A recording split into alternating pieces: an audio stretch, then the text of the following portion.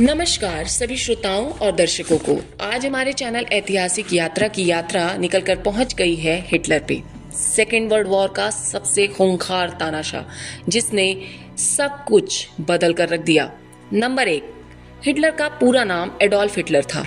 उसकी मां क्लारा और पिता एलोयसिस। हिटलर का जन्म ऑस्ट्रिया के वॉन शहर में 20 अप्रैल 1879 को हुआ था। उसके पिता की मौत जब वो 17 साल का था तभी हो गई थी, तो वो वियना चला गया। आर्ट स्कूल में एडमिशन ना होने पर वो पोस्ट कार्ड पर चित्रकारियां करके उन्हें बेचकर अपना घर खर्च चलाने लगा।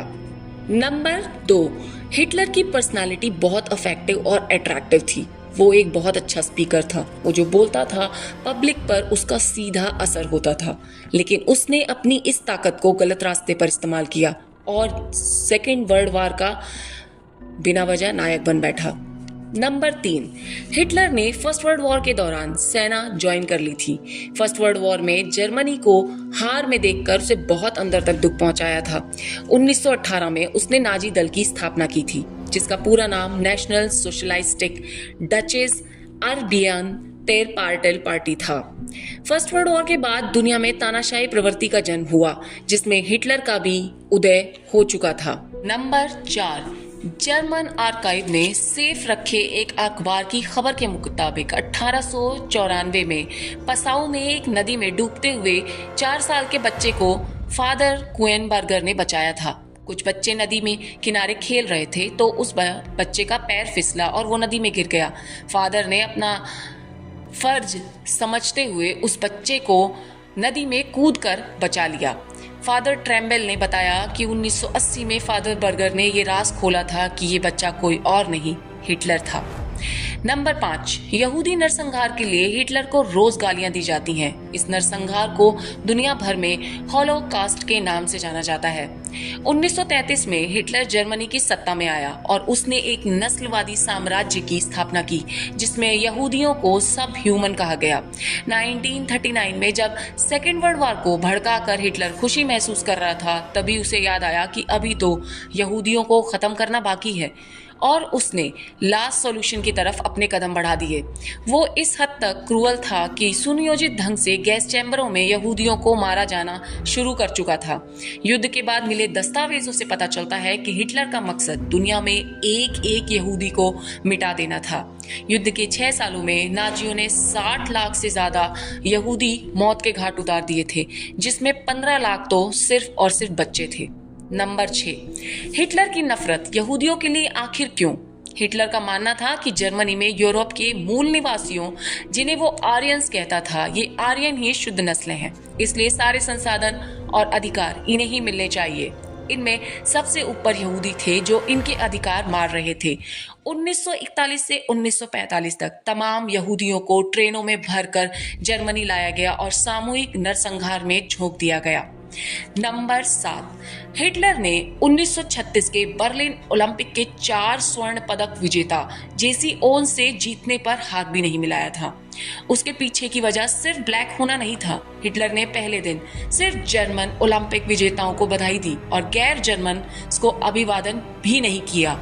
इस बात से ओलंपिक कमेटी नाराज हो गई थी। उन्होंने हिटलर से कहा कि या तो वो सबको बधाई दे या फिर किसी को ना दे। उसने किसी को भी बधाई ना देना स्वीकार किया। ओवेन्स ने 100 मीटर, 200 मीटर लॉन्ग जंप और 4 गुना 100 मीटर का स्वर्ण पदक अपने नाम किया था।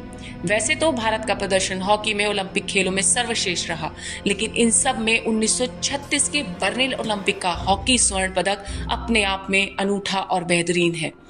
14 अगस्त 1936 को जर्मनी और भारत का फाइनल आमने सामने होने वाला था, लेकिन बारिश की वजह से ये मैच 15 अगस्त को शिफ्ट हो गया। मैच के पहले हाफ में मेजर की टीम ने जर्मनी को 1-0 पर रोक रखा, लेकिन अभी भी जीत बहुत दूर थी। ध्यानचंद जी सेकेंड हाफ में बिना जूतों के मैदान में उतर गए और जर्मनी को 8-1 से रौंद दिया था।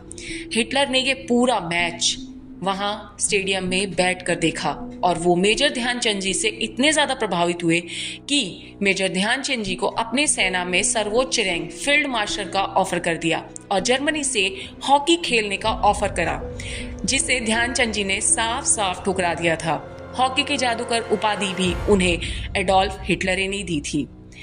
नंबर 8, 1922 में हिटलर एक प्रभावशाली व्यक्ति बनकर उभर चुका था। उसने स्वास्तिक को अपनी पार्टी का चिन्ह बनाया।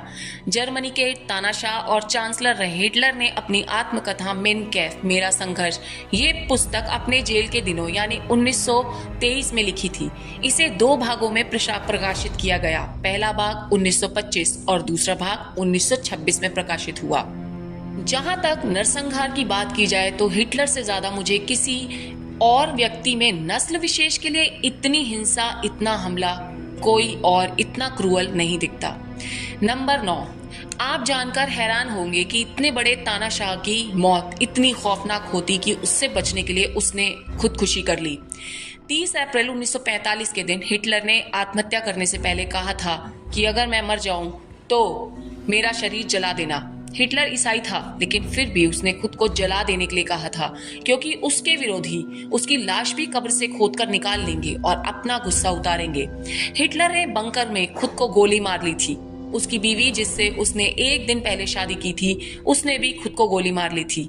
और इस तरह अंत हुआ सेकेंड वर्ल्ड वॉर के एक बेरहम तानाशाह का। थैंक यू, धन्यवाद। अगर आपको मेरा ये चैनल और मेरा प्रयास अच्छा लगे तो प्लीज़ लाइक, शेयर और कमेंट करें। कृपया मुझे सब्सक्राइब करें और मेरा 1K पूरा करवाएं।